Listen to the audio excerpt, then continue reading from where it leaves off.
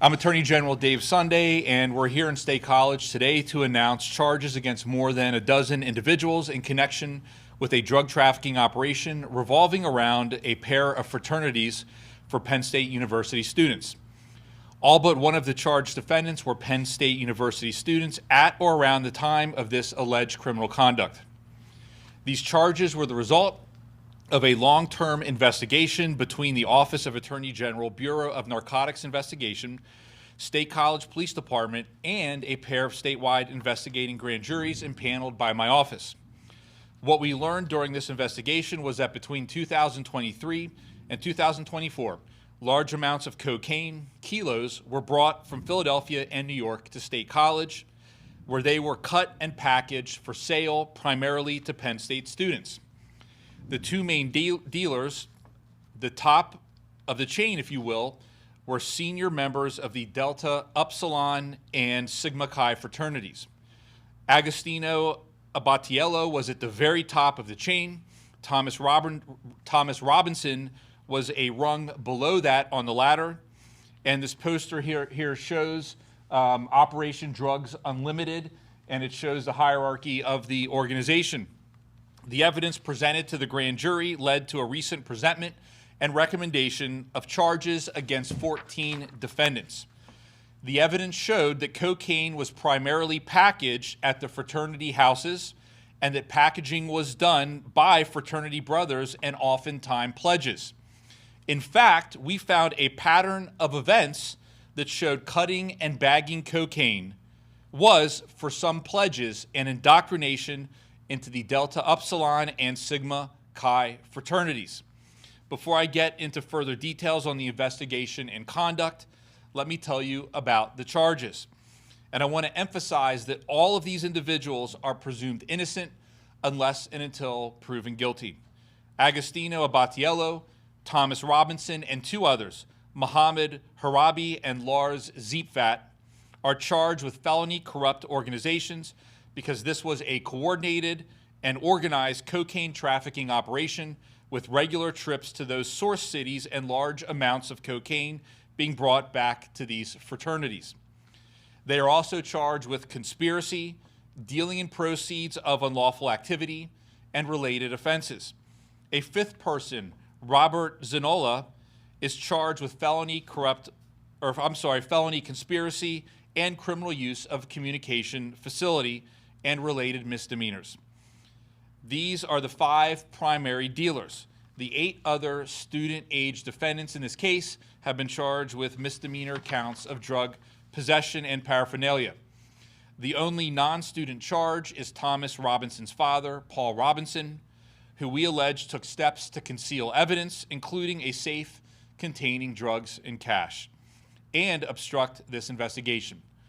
All are presumed innocent unless and until proven guilty. I know there may be many questions about the university in regards to these students and this conduct. This is very serious criminal conduct. There was nothing junior or childlike about this type of conduct. This was an upper-level trafficking organization for this region in Pennsylvania. In fact, multiple witnesses who testified in front of the grand jury referred to Abatiello as the largest dealer of cocaine for Penn State University students. Regarding the university's knowledge or actions in response to this conduct, in consideration of the confidential nature of the grand jury proceedings and ongoing active prosecutions, I can say this: we did not hear of any drug packaging happening on Penn State's campus. Again, the packaging happened at off-campus fraternity houses.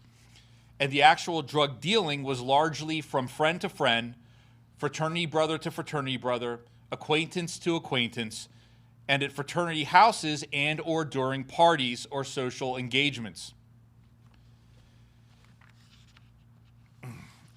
With regard to parents that might be watching this and thinking about what's happening at the school, I just want to say this.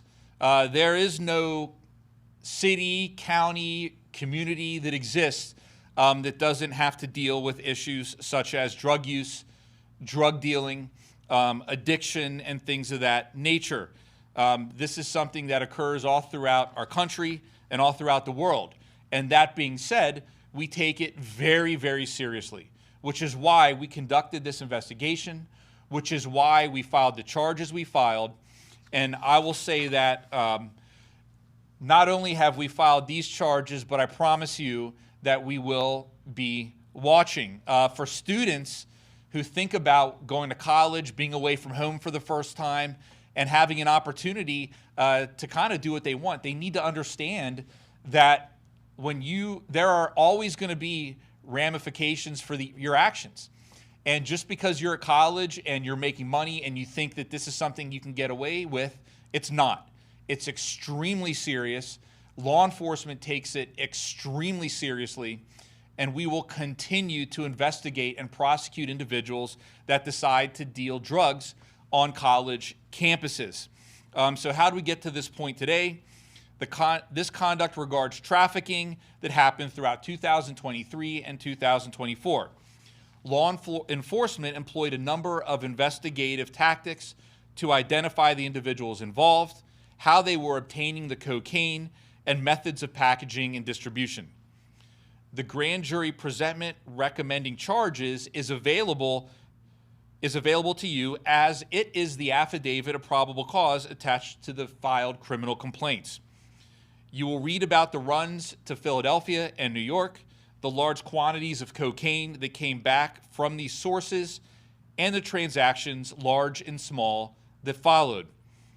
I will note that Thomas Robinson was charged previously as well in December of 2024 with drug dealing.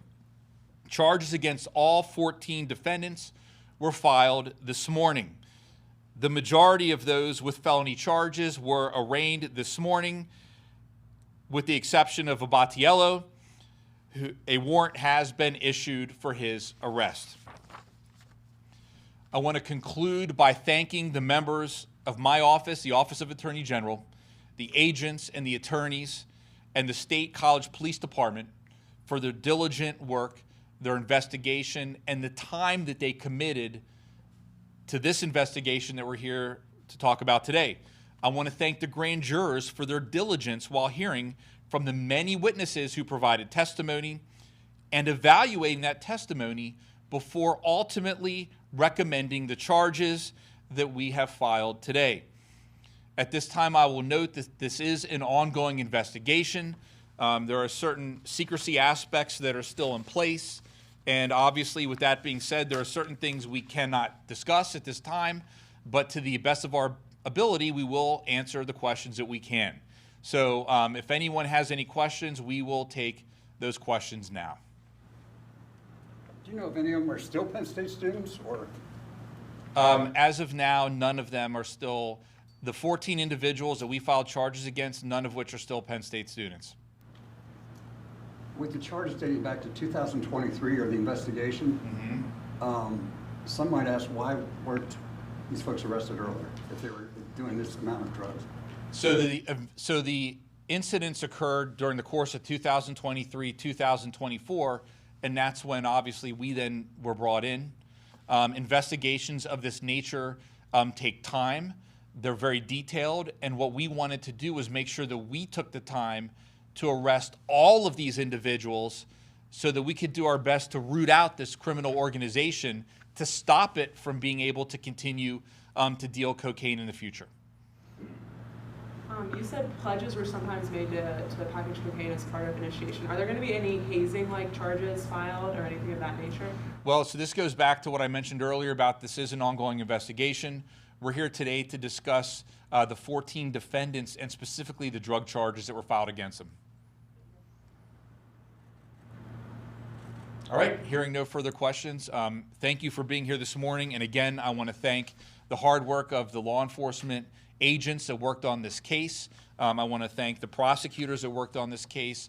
I want to thank the analysts and everyone else that collectively put in their time to make sure that we could do everything we can to get these drugs off the streets. Thank you.